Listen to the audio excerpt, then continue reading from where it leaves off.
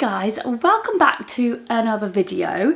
I asked you on Instagram the other day what questions you'd like me to answer, and so many have come in. So I have saved them all on here and I'm just going to go through them. I haven't actually looked at them all because I think sometimes answering them off the cuff is a little bit better, as you're going to get my real raw answer. So we shall get started straight away.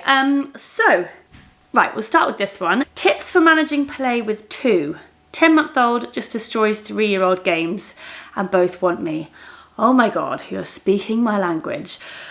I don't know if I can really give you many tips because I'm still learning as I go along myself, but it is tough. I think that's possibly the hardest part for us at the moment, is managing both of their needs at the same time. The little one wants to do everything the big one's doing, and sometimes Alfie's cool with that, and sometimes he's like, why can't I just play on my own? And I get it, I totally get both of them. What's worked so far is to give the older one a little bit of control. So, for example, Alfie's playing with his train set, Barney comes bowling in, right, I want to play with the trains too. Alfie gets annoyed, understandably. So I say to him, oh, what do you think Barney would like to play with? What do you think we should give him? Like, come over to the toy box, choose a toy for him. Sometimes that works, sometimes it doesn't. Alfie always does it. Sometimes Barney's like, no, I want to play with the train. So that's the first thing I try. Let's find something else for him to play with. And the other thing I try is distraction for the younger one. It's like, right, you play with your trains, I'm going to take Barney over here and we're going to do something else. Or I try and encourage play together. Like, how about you both do the trains? You do the red train, he does the blue train, blah, blah, blah, blah. But it's a real trial and error. Literally every time it's a different scenario. So I don't have the answer, really. I don't have the answer, but I would say that preempting things is quite a good thing to do. So, for example, Alfie loves or loved making lines out of all his toys, but I would never encourage him to do that if Barney was awake, because it would just be a disaster. So those are the kind of things, and painting and building things, that I would encourage him to do during Barney's nap time, because then there's no chance of him destroying it. Other things that maybe he doesn't mind so much if Barney gets involved, those are the things that I encourage during awake time, when I've got both of them. And for some reason they don't fight so much over things in the garden. Outside play seems to be really good for that. So I hope that's helpful. Okie dokie. Tips for little ones going to nursery for the first time. Good question. And if you haven't seen it already, over on my Instagram at Charlie Launder, I have got a whole highlight on starting nursery, because when Alfie started, obviously it was my first time too, and it was a lot. It's a whole new phase of parenthood, and it can be filled with a lot of overwhelm. My tip would be to accept the emotions. So don't feel bad if you're upset about it. Don't feel bad if you're not upset about it. Just embrace how you're feeling. Always remember, nursery is so good for them. So don't you feel guilty about it. It's so good for them. The other thing is, ease yourself in. Right, so my nursery offered 2 settling in sessions. The first one was with me for an hour. The second one, he went in for an hour on his own, I think. And then it was like, right, full day. But it doesn't mean you have to do a full day.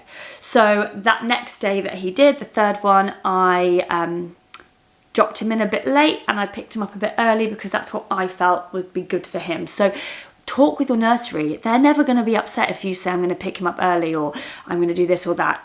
They want to work with you. So if you're doing nursery because you're going back to work, try to start the nursery like 2 weeks, 3 weeks before you go back to work. So you have this option to ease them in even over an even longer period.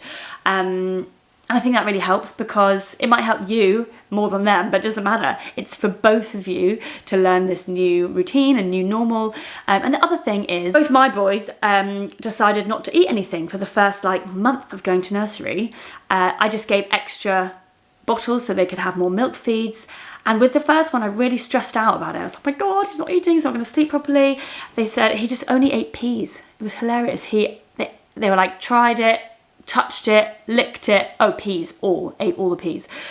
Bizarre. With my second, it only lasted like 2 weeks, I think, but that's their way of controlling the situation. So they're like, nope, I don't want to eat, that's fine. And I think it's really common. Sleep strikes, food strikes when they go into a new situation, so don't panic. send them to nursery and then try to do your day as normal as you can. Don't overthink everything, because they're in the perfect hands in there. They can sort them out.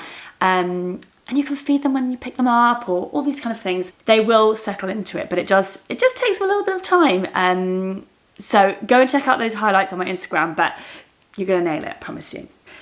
All right, so next one. Did you do a diet to get back in shape, or did it happen naturally over time? I did not do a diet. I've never really counted calories, and I certainly haven't counted calories after having kids. I know what I need to add into my diet, like we all do, really. We know we need lots of fresh veg, and fruit and protein, and I basically, in the first few months, anything went. I just ate everything and anything, and I was breastfeeding and I wasn't sleeping properly, and I found you just really need to look after yourself. And if you need to eat chocolate at every meal, you need to eat chocolate at every meal. But try to keep in the good stuff. Rather than think I've got to eliminate foods, try to think, what can I add to my plate to make it more nutritious for me? And then you hopefully will be fuller on those foods and want to snack less a bit on the other stuff, but I wouldn't stress about that. As I started to get into more of a routine, and it kind of felt like 10 months, it clicked with both of the boys, that I felt like, okay, I'm getting a little bit more sleep, I'm feeling a bit more of a routine, I'm a bit less tired, I can make better decisions. I started thinking a bit more about what I was eating. Not a lot more, I have to say, but I was getting a bit more consistent with my exercise, a bit more consistent with my eating, and it just happened over time. I think at a year, when both boys turned 1, I felt this like light bulb moment where it was like, oh my God, I feel like myself again. And I don't want anyone who's at the beginning to think, oh my God, a year? Because I felt better and better and better as the months went by. But when I got to 1 year, I remember with both of them thinking, oh my God, I've come out of the like baby bubble and I feel like myself again. So a long-winded answer, no, I didn't do a diet, but over time I started just putting those things back into practice that I know you need to do. And let me tell you something, I think there hasn't been a single day in a very long time, but certainly since I've had kids, that I haven't eaten chocolate in the evening. I can't do it. I have to eat chocolate every single day. So ain't nobody gonna make me give up chocolate, that is for sure. But don't stress yourself out. You've got to live your life, you've got to enjoy it, especially when you're knackered and you're not sleeping that well. Try to think of what can you add? What can you add to each meal to just up the nutritional value, rather than remove things from your diet, because we're tired enough. You know, we need a bit of joy in our life, and sometimes that joy comes in the form of chocolate or crisps or whatever it is that you love, and you can have those things. You absolutely can. You just need to add in all the good stuff too. Right, guys, you sent in so many good ones. Motivation. How do you have the motivation to exercise with kids?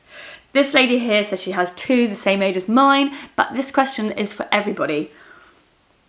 So I'll go on a little rant here. We cannot rely on motivation. I say this all the time.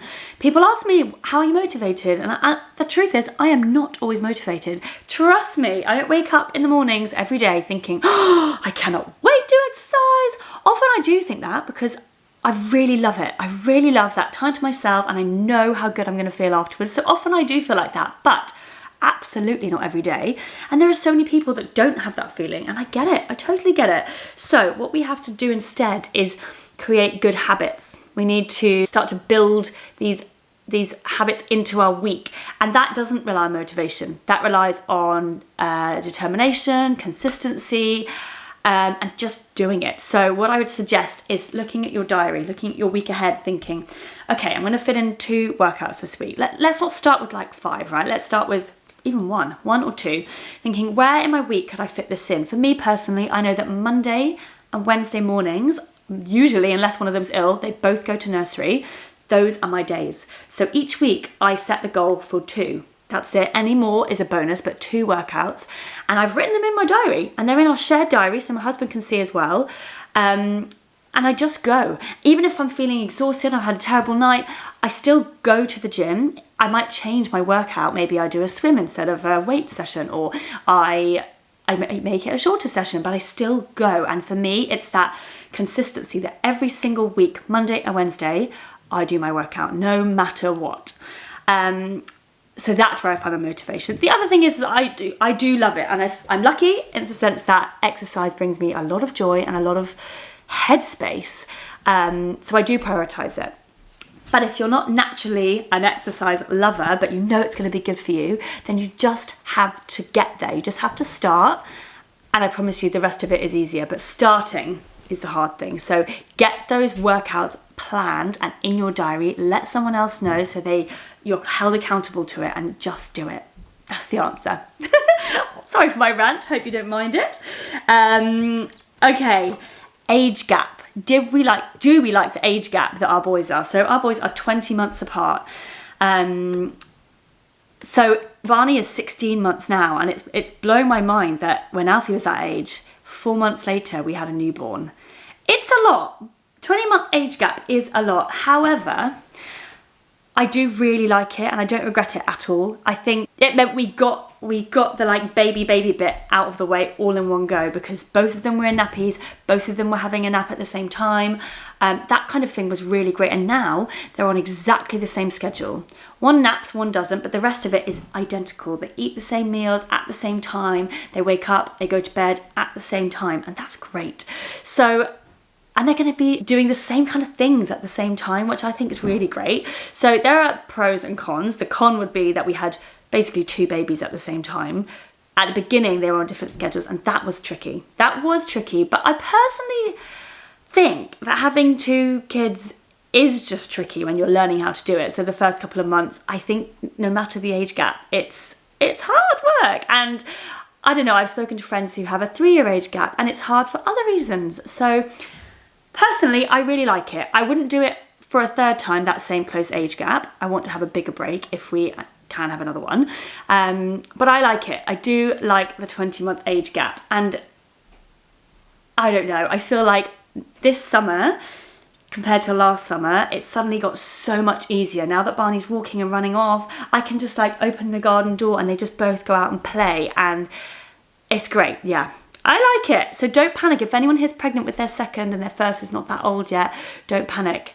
I promise you, it's chaos and it's a bit noisy and it's a bit messy, but it's really good fun, and it will be great for your eldest one to have a little buddy. So I really like it. Okay, did you sleep train your boys? This question came in a lot. Yes, yep. The answer is yes. So it was very different, and I think sleep training sounds really... I think the word sleep training, or the words, can come across quite harsh, and a lot of people think, oh my God, that means I just put my kid in bed, shut the door and left them to scream for hours. That isn't what we did. We did 2 different sleep training processes with the 2 of them. I don't really know why, for no reason really. We just, at the time, that was what worked best. Alfie was not a good sleeper, as they come, compared to a lot of my friends. And Alfie didn't sleep through till he was 1. So I was like, what the hell is going on here? What's happening? So what we did with him, he was probably 7 or 8 months, so a little bit older than some would start sleep training, but I wasn't ready until then, so that's fine. We moved house and everything, and once we'd settled in the new house, then we were exhausted and ready for a little bit of structured sleep coaching, shall I call it. And with him, we basically left it 2 minutes going in and out of his room, and we tried to keep him in the cot, and we would stroke him, we would pat him, we would shush him, we would sort of lean in and cuddle him. And it worked. It did work. It took maybe like a week of us doing it, so we were exhausted, but it really did work, and he stopped waking up in the night. Obviously things happen. He gets ill, he was teething, blah, blah, blah. Things happen and he wakes up in the night again. But generally, that helped a lot. And then when he turned 1, things just changed and he just slept through. He's always been an early riser though, so the sleep training didn't solve that. He still wakes up in the 5s almost every single day. And we have done everything with that. With our 2nd, Barney, he was a lot better sleeper. However, he went through a phase. He wasn't a good feeder. He went through a phase at 5 months where he would feed all night. And I'm telling you, all night. And then in the day, not interested. He didn't want any milk. He was so tricky. He would refuse all the feeds. And so I actually spoke to a sleep consultant about feeding. I was more interested about how I could get him to feed better in the day. She asked me all the questions about what I was doing at night, and then it was quite clear that actually we needed to like flip him round and teach him that nighttime is for sleeping and daytime is for feeding. So I was all open to her suggestions. She did say, you know, at 5 months, they don't need milk through the night. I was like, okay, but he has a lot of milk in the night. And basically she said to me, it's a harsh thing to do, but if you don't feed him tonight, he won't wake up the next night for a feed. And I was like, what are you talking about? This is mental. But we did it.